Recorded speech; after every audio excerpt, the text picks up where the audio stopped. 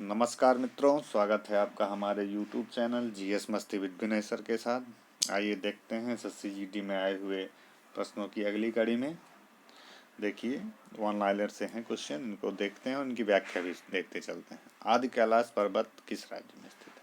तो आदि कैलाश पर्वत जो है उत्तराखंड राज्य में स्थित है। क्लियर? किस राज्य में स्थित है? उत्तराखंड राज्य में स्थित है।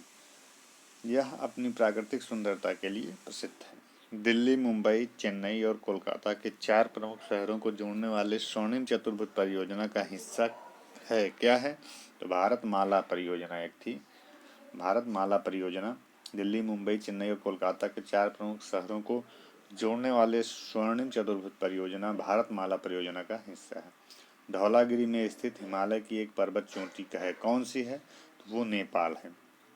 धौलागिरी हिमालय एक पर्वतीय पुंज है जो नेपाल में काली गंडक नदी से आरंभ होकर 120 किलोमीटर दूरी स्थित भेरी नदी तक फैला हुआ। उस सीमा क्षेत्र को क्या कहते हैं जहां से महासागर के तापमान में तेजी से गिरावट आती है? तो उसे ताप प्रवणता कहते हैं। क्या कहते हैं? ताप क्या कहते हैं? ताप प्रवणता, या इंग्लिश में क्या कहते हैं? थर्मोक्लाइन। थर्मोक्लाइन इंग्लिश में क्या कहते हैं? थर्मोक्लाइन कहते हैं।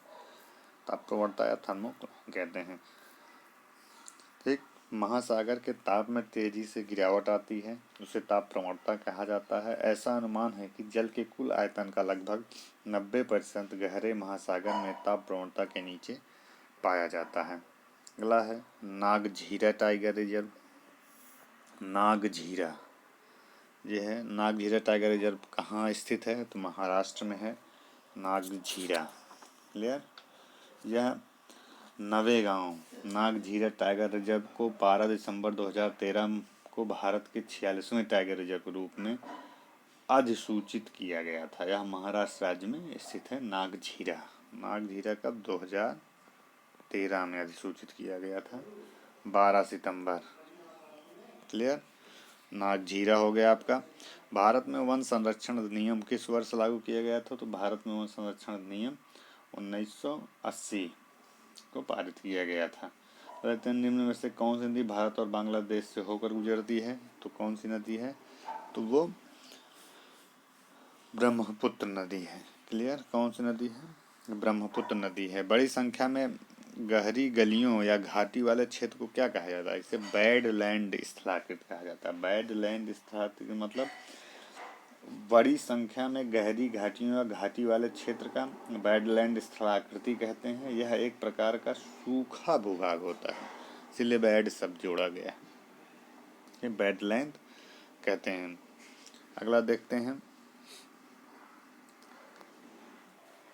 कौन सी स्थित चाय बागानों को नुकसान पहुंचा सकती? मतलब चाय बागानों के लिए जैसे कौन कौन सी स्थिति आओ, जैसे चाय बागानों के लिए 150 से 300 सेंटीमीटर क्या होनी चाहिए? सेंटीमीटर वर्षा के बीच वर्षा होनी चाहिए। गर्म और आर्द्र जलवायु होनी चाहिए। छायादार वृक्ष के नीचे रोपण होना चाहिए। 35 डिग्री से अधिक तापमान नहीं होना चाहिए। 35 डिग्री से कम तापमान होना चाहिए। वहीं नहीं है। कौन सा स्मारक राजस्थान में स्थित है? हवा महल स्मारक राजस्थान में स्थित है।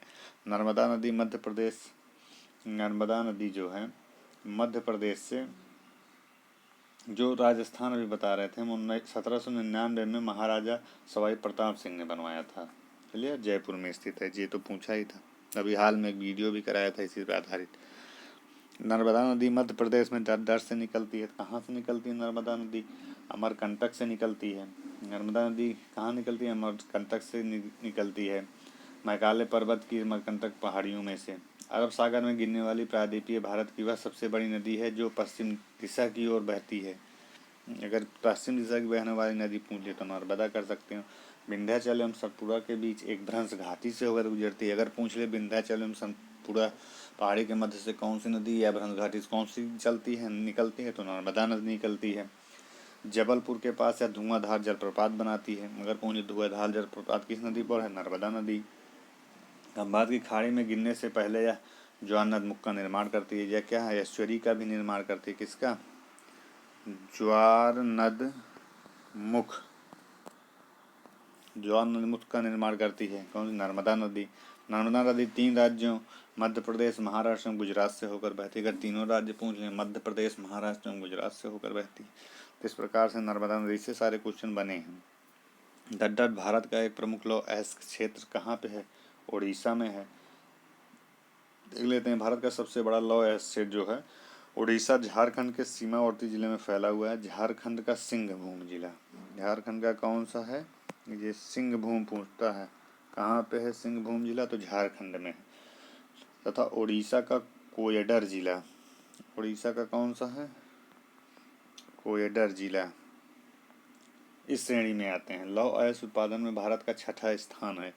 पूछ ले, भारत का कौन सा स्थान? 6ठा। सर्वाधिक लौह अयस्क भंडार वाले भारत के राज्य हैं कर्नाटक, उड़ीसा। भंडारण की बात कर रहे हैं, भंडार वाले झारखंड। सर्वाधिक लौह अयस्क उत्पादन में उड़ीसा, कर्नाटक, झारखंड है।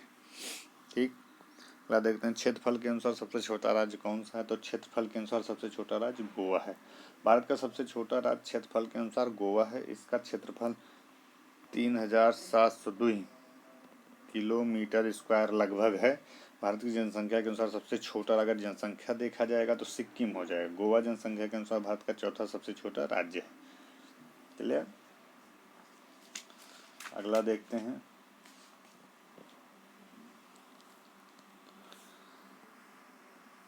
और भारतीय रेगिस्तान डड्डा पश्चिम क्षेत्र में स्थित है। मतलब पूछा जो भारतीय रेगिस्तान के पश्चिम में कौन सी श्रेणी है? अरावली श्रेणी है। भारतीय रेगिस्तान अरावली की पहाड़ियों के बीच क्षेत्र में स्थित है। भारतीय रेगिस्तान मुख्यतः अधिकांश तो राजस्थान में स्थित है, परंतु कुछ भाग हरियाणा, पंजाब, गुजरात राज्य में है। भारतीय रेगिस्तान को थार मरुस्थल के नाम से भी जाना जाता है। रेगिस्तान में बहने वाली एकमात्र नदी लूनी है, जो खारे पानी की नदी के रूप में जानी जाती है।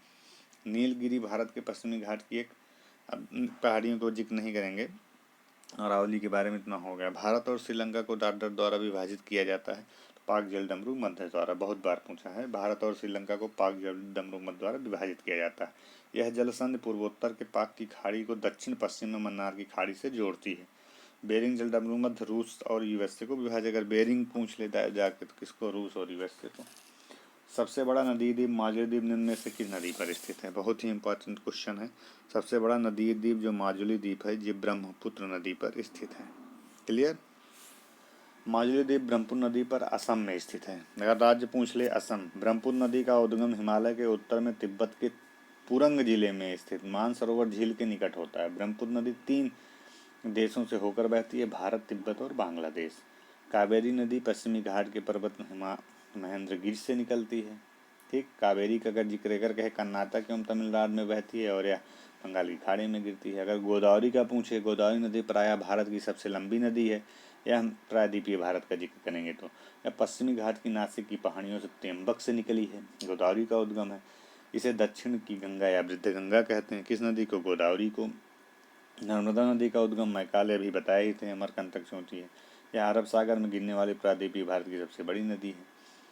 तब इस प्रकार से ये आए हुए कुछ क्वेश्चन थे जिसको मैंने कराया। यदि आपको यह वीडियो अच्छा लगा हो तब इसे शेयर और सब्सक्राइब करिए। धन्यवाद मित्रों।